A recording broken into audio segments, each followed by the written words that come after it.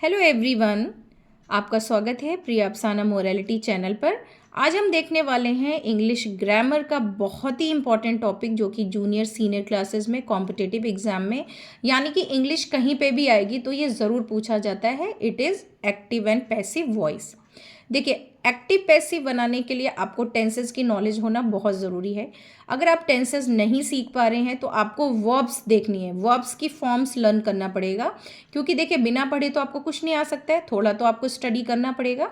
तो सबसे पहले अगर आपको एक्टिव से पैसिव बनाना है तो उसके लिए कुछ एक रूल्स हैं जो कि आप बहुत ईजी वे से लर्न कर लें। सबसे पहले देखिए, अगर आपको टेंस पहचानना है, सबसे पहले हम बात करेंगे सिंपल प्रेजेंट टेंस की। सिंपल प्रेजेंट टेंस को कैसे कन्वर्ट करेंगे पैसिव में।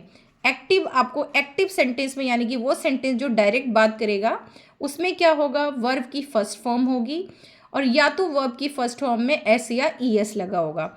अगर आपको रूल पता है तो आपको पता है सिंपल प्रेजेंट में हेल्पिंग वर्ब नहीं होती है और सिंगुलर के साथ में वर्ब में एस या ई एस यूज होता है और प्लूरल में सेम टू सेम आपकी वर्ब यूज होती है। अगर आपको पैसिव बनाना है तो आपको क्या करना है, आपको ऑब्जेक्ट को सब्जेक्ट बना देना है और सब्जेक्ट ऑब्जेक्ट बन जाएगा, और एस और ई एस है या वर्ब की फर्स्ट फॉर्म है तो आपको सब्जेक्ट के अकॉर्डिंग इज एम आर को ऐड करना है। तो कैसे ऐड करेंगे, कुछ एक रूल है तो देख लेते हैं। जैसे यहाँ पे देखिए, रिद्मा ईट्स बिस्किट एवरी इवनिंग, तो यहाँ पे देखिए एस या ई एस लगा है तो आपको ये तो पता चल गया ये कौन सा टेंस है, सिंपल प्रेजेंट है और वो भी सिंगुलर है, क्योंकि रिद्मा एक है, वर्ब है, वर्ब में एस या ई एस है, क्या खा रही हैं, बिस्किट खा रही हैं, रोज़ डेली खाती हैं।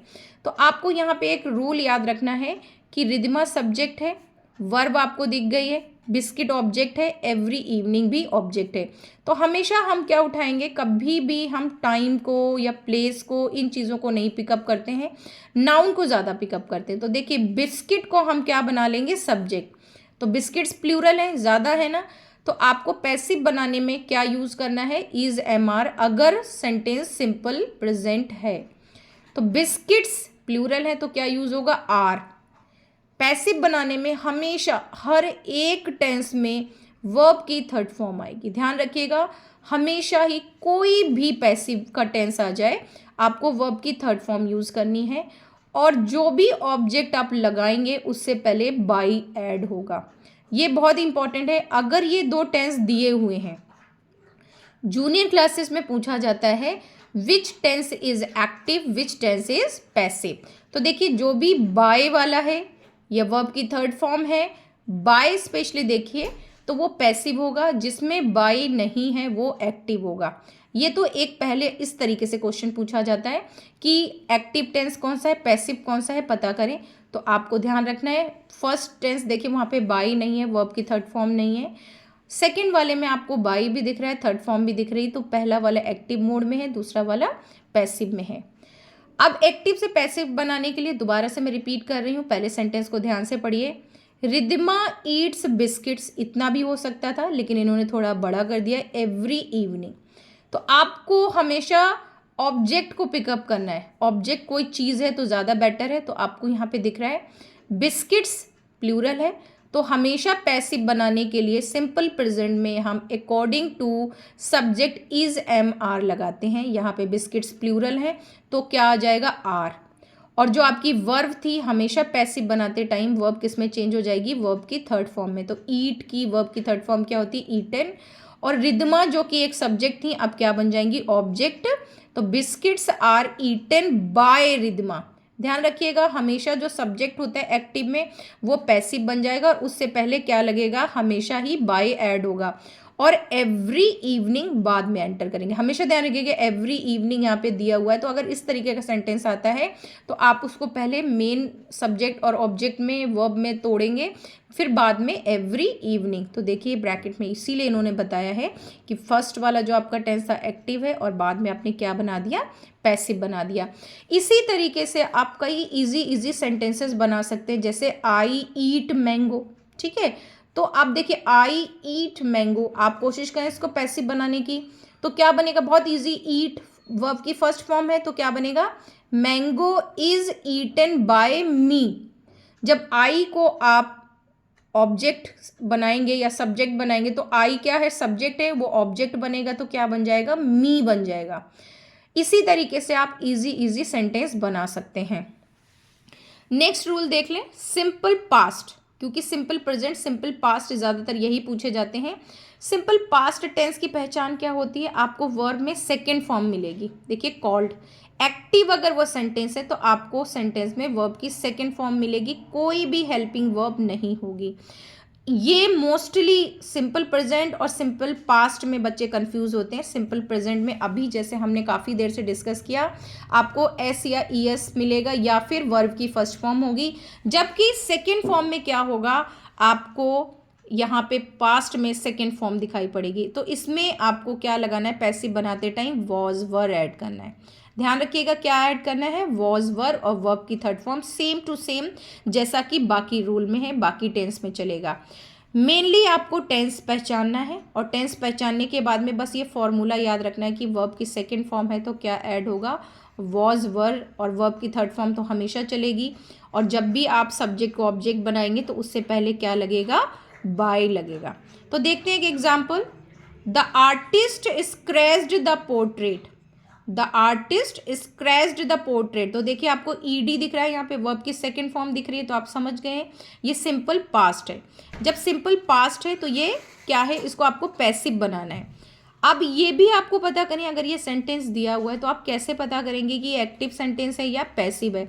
तो देखिए इसमें कहीं पे भी बाई नहीं दिया हुआ है, क्योंकि scratch, scratched, scratch second form third form दोनों ही ईडी वाली होती है, तो आप कंफ्यूज हो सकते हैं, लेकिन बाई होना भी मैंडेटरी होता है, ज़रूरी होता है। तो चलिए अब इसकी पैसिव बनाते हैं। जैसे आपको बताया था, सब्जेक्ट क्या बन जाएगा, ऑब्जेक्ट बन जाएगा, और ऑब्जेक्ट यानी कि द पोर्ट्रेट, ये आपका जो ऑब्जेक्ट है ये आप सब्जेक्ट बन जाएगा, और ये एक है। तो एक चीज़ के लिए हम सिंपल पास्ट से पैसिव बनाने के लिए वॉज वर का यूज़ करते हैं, और आपको पता ही है, अपने टेंस पढ़े होंगे, तो अगर एक कोई चीज़ है तो हम उसमें क्या यूज़ करेंगे, हेल्पिंग वर्ब वॉज। अगर प्लूरल है तो वर यूज़ करेंगे। तो पोर्ट्रेट एक है तो देखिए द पोर्ट्रेट वॉज, ठीक है। उसके बाद में वर्ब की थर्ड फॉर्म स्क्रैच्ड, किसने स्क्रैच की थी, the artist, by the artist. वही सेम टू सेम सेंटेंस आपने क्या बोला, the artist scratch the portrait. अब इसको पैसिव बनाने के लिए the portrait was scratched by the artist. बहुत ईजी है, बहुत सिंपल है। अगर आपकी प्रैक्टिस है तो ये बहुत ईजी होते हैं, बिल्कुल भी टफ नहीं होते हैं, but the thing is that कि आपको टेंस आने ज़रूरी हैं। सेकेंड देख लीजिए, ही पैक्ड द वासेस। वासेस का मतलब क्या होता है, फूलदान, गुलदस्ता जिसमें हम फूल लगाते हैं। तो ही पैक्ड, कोई भी लड़का है जिसने पैक किया है, गुलदस्ता पैक किया। तो देखिए यहाँ बहुत सारे गुलदस्ते हैं, तो वही रूल सेकेंड फॉर्म आपको दिख रही है, क्योंकि सेकेंड फॉर्म है तो इसका मतलब है ये सिंपल पास्ट है। सिंपल पास्ट में पैसिव बनाने के लिए आपको क्या करना होता है, वॉज वर ऐड करना है, वर्ब की थर्ड फॉर्म सबके साथ जाएगा, और जब सब्जेक्ट ऑब्जेक्ट बनेगा तो उससे पहले बाई ऐड करनी है। तो ही पैक द वॉसेस, तो वॉसेस को ऑब्जेक्ट को उठा के आप सब्जेक्ट बना देंगे। द वॉसेस वर, वर क्यों लगा यहाँ पे, क्योंकि वॉसेस क्या है, प्लूरल है, और प्लूरल में सिंपल पास्ट में हम क्या लगाते हैं, वर लगाते हैं। The vases were packed, second form already था, थर्ड फॉर्म भी सेम होती है, बाय हिम। हिम क्यों हुआ, क्योंकि ही का पैसिव क्या होता है, हिम होता है, यानी कि जब इसका हम ऑब्जेक्ट बनाएंगे तो ही हिम में हो जाएगा, शी हर में हो जाएगा, आई मी में हो जाएगा, वी अस में हो जाएंगे। तो आज हम देखेंगे, आज हमने देखे simple past tense passive form में और सिंपल प्रेजेंट पैसिव फॉर्म में। तो सबसे पहले आपको रूल्स वही पता होने चाहिए। अगर सिंपल प्रेजेंट है तो वर्ब में आपको फर्स्ट फॉर्म मिलेगी प्लूरल के साथ में, और अगर वो सिंगुलर है तो आपको एस या ई एस मिलेगा। रूल में इज एम आर, पैसिव में इज एम आर वर्ब की थर्ड फॉर्म लगेगी, बाय तो लगती है। आप स्क्रीनशॉट ले सकते हैं और ये प्रैक्टिस के लिए कुछ एक दिए हुए सेंटेंसेस आप ले सकते हैं। नेक्स्ट वीडियो में आपके लिए मैं फर्दर टेंसेस लेके आऊँगी। एक ये रूल के लिए आप क्लिक कर सकते हैं कि अगर आपके टेंसेस एक्टिव वॉइस में तो पैसिव में क्या रूल लगेगा।